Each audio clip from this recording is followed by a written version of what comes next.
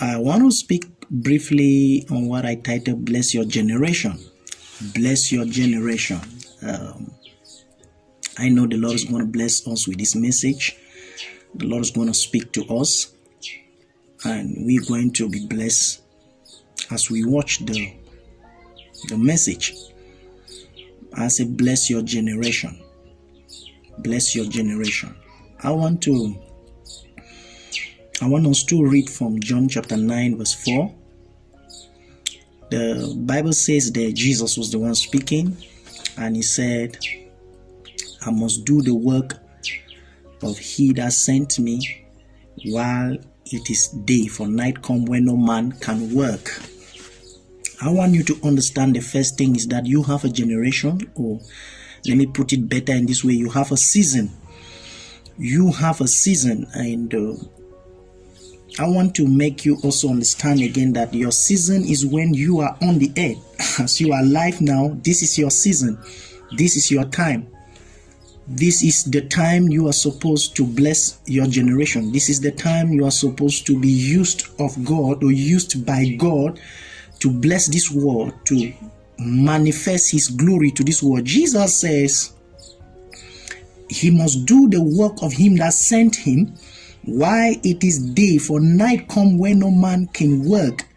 Practically, if we are talking of going to the farm, maybe in this part of the world called Africa, where I've spent my life, we'll talk of maybe people go to the farm and by 6 p.m. they're supposed to retire back home.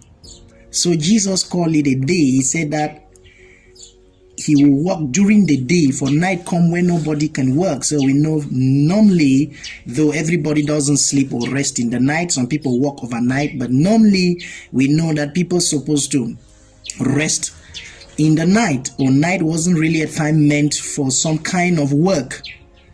But biblically, Jesus is talking of a season. That's what he talk of a day. He's talking of a season, a time, a generation, a time given to you by the Lord so you can impact your own generation. You can bless your own generation out of the riches of God in you, out of the graces that God is giving to you, out of the talents that he is given to you. If you follow up that very John chapter 9 verse 5, Jesus said something. He said, as long as he is in the world, he is the light of the world. So Jesus wouldn't permit darkness to reign or to be in his time. He said as long, it means there is a limit to it, because he said as long as he is in the world, he is the light of the world.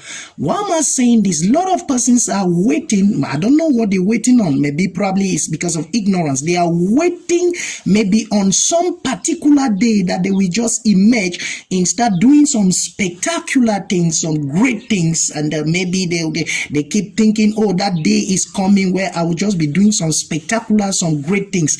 But I want you to understand that this is your season, this is your generation. As long as you are already living and breathing, Jesus said, as long as he is in the world, he is the light of the world. And we saw that he did that for years, or for his own earthly season, and he left the earth. He is not here again. And you can put yourself in that verse, you can put yourself in that position and say, as long as I'm also in the earth, I am the light of the earth. I am the light of the world. As long as I'm here, I shine. As long as I'm in the earth, I create impact. As long as I'm in the earth, I impact lives. I can't just be in the earth eating and drinking and sleeping and maybe wondering what is happening.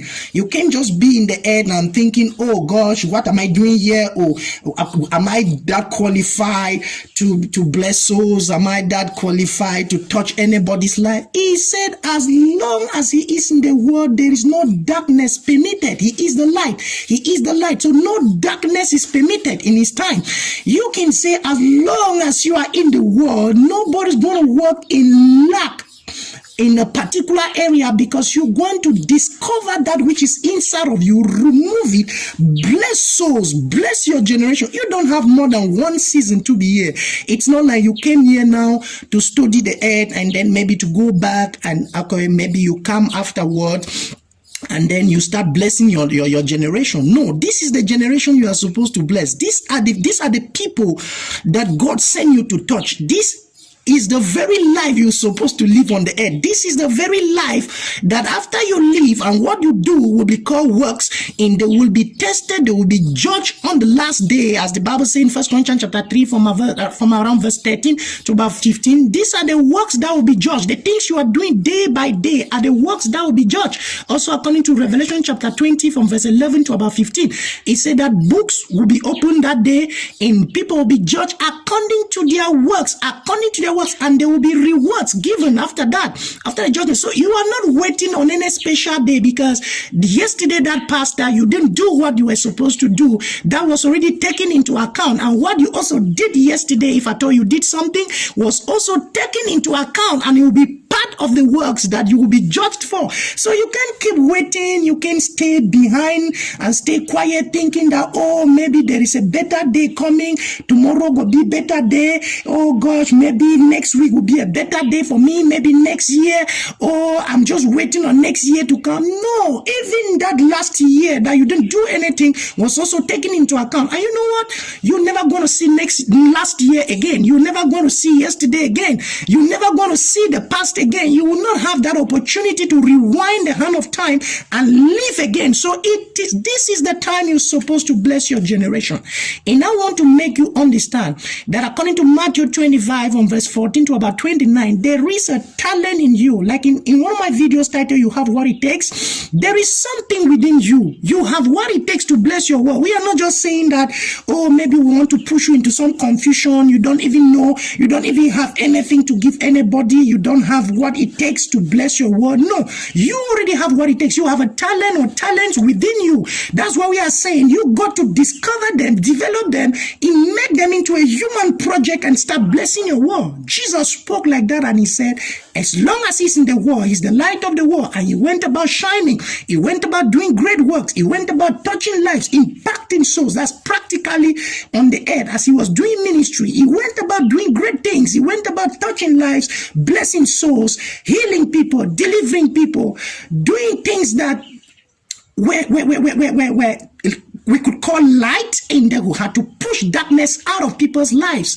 Yeah, you understand that. And when we look at somebody like Joseph in the Bible, how he came out of prison and then developed a project from the dream of Pharaoh, develop a project that he had to store grain, and after that the grain was used to bless humanity, to stop hunger, to make men have what to eat and not be, they didn't die in the time of starvation that would have been over Egypt. So what am I saying in short? I'm telling you, this is your season already. This is your time already. This is the time you're supposed to bless this world. There is no other better time than this for you. You don't, as a matter of fact, you will not have yesterday again. So that is how you're supposed to look at life. That's the mentality you're supposed to have. That is the same mentality Jesus had. And he said, as long as he is in the world, he is the light of the world. As long as I am in the world, I am the light of the world. So this is my season.